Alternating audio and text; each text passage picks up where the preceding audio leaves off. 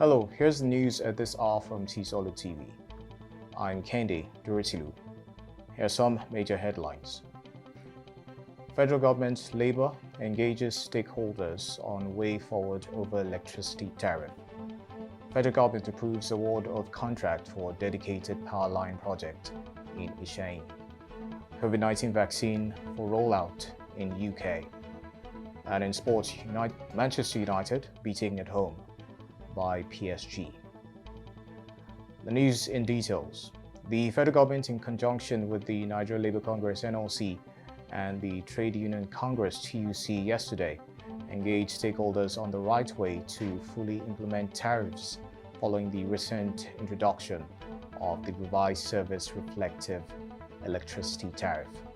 The engagement, which was held at the Jogo Center Ibadan, had stakeholders drawn from different sectors converge to discuss the modalities for the implementation of the newly introduced revised service reflective tariff. While speaking, the Minister of State for Labour and Employment, Festus Keyamo, ISEYIN, noted that the meeting became expedient in view of the ripples created by the newly introduced electricity tariff. However, in his remark on the level of appraisal of the committee, representative of NLC, Mr. Joe Ajero, noted that Labour is still moving round to ascertain true situation of things, adding that it is too early to assess the committee. Governors in Nigeria are afraid that insurgency, which has ravaged the northeast geopolitical zone, especially Borno State, may spread to other parts of the country. They expressed this fear on Wednesday during a visit to Borno State Governor Babagana Zulum over Saturday's killing of rice farmers in the state. 43 bodies were buried on Sunday, but the Senate, after a motion by Senator Kashim Shettima on Tuesday, put the death toll at 67. Chairman of the Nigeria Governors Forum NGF and Ekiti State Governor Dr. Kaide Fahimi expressed the resolve of the NGF to continue to engage the appropriate authorities to find lasting solutions to the insecurity in the country. The Minister of Water Resources, Suleiman Adamu, has said that the Federal Executive Council has approved the award of contract for a dedicated power line for Middle Ogun Irrigation Project Phase 1, which is in ISEYIN in Oyo State.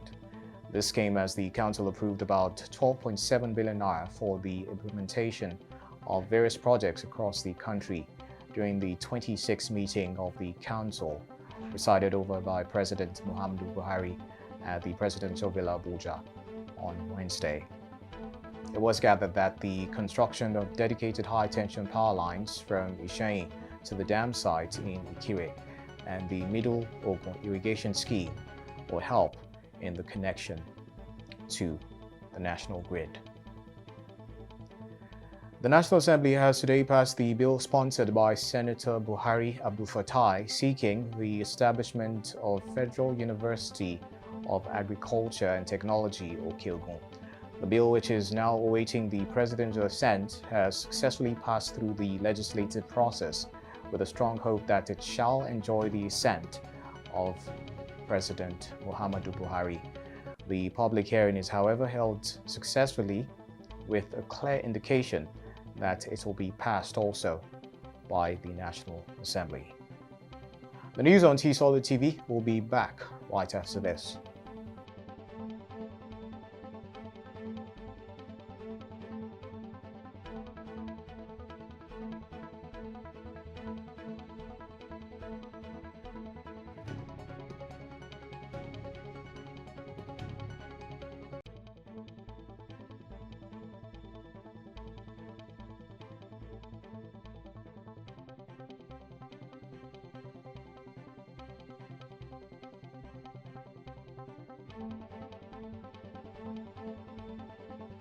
Welcome back, and now to some foreign stories. The United Kingdom has become the first country in the world to approve the Pfizer BioEntec coronavirus vaccine, paving the way for mass vaccination. Britain's medicines regulator, the Medicines and Healthcare Products Regulatory Agency, MHRA, says the jab, which offers up to 95% protection against COVID-19 illness, is safe to be rolled out. The first doses are already on their way to the UK, with 800,000 due in the coming days.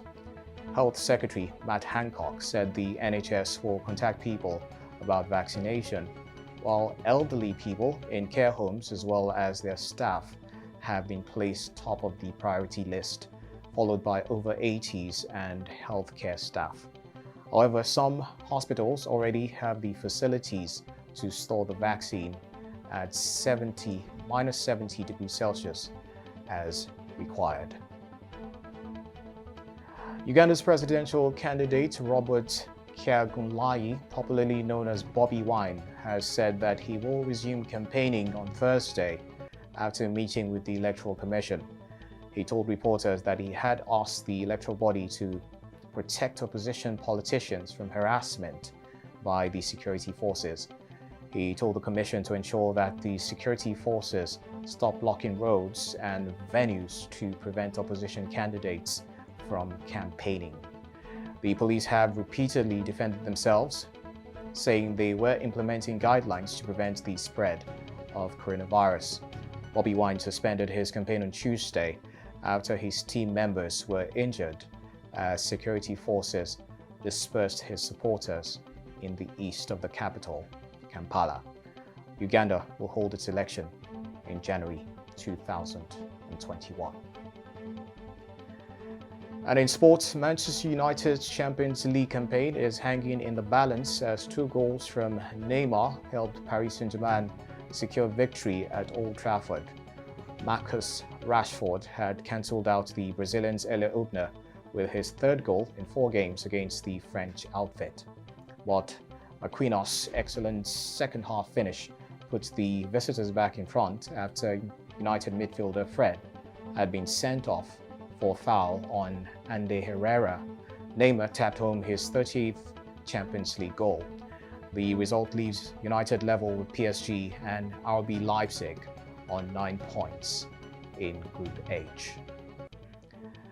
The NBA has announced on Wednesday that 48 players have tested positive for the coronavirus, a dramatic increase over the 0 positive test reported during last season's quarantine bubble in Florida.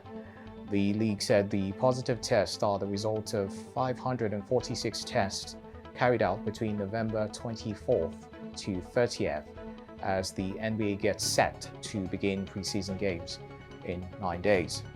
The 0 positive tests were from the beginning of last season's quarantine bubble to the end of the season in mid-October. One team, the Golden State Warriors, has already delayed the beginning of their individual workouts by a day this week because of players testing positive.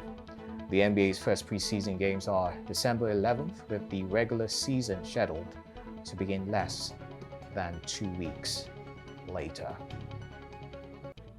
With that, we've come to the end of the news. A recap of the headlines. Federal government, Labour engage stakeholders on way forward over electricity tariff. Federal government approves award of contract for dedicated power line project in ISEYIN. COVID-19 vaccine for rollout in United Kingdom. And in sports, Manchester United beating at home by PSG. Please do not forget to always adhere to COVID-19 safety measures. The news was compiled by Hope Chijioke. I'm Kende Duritilu. Good day, and thank you for watching.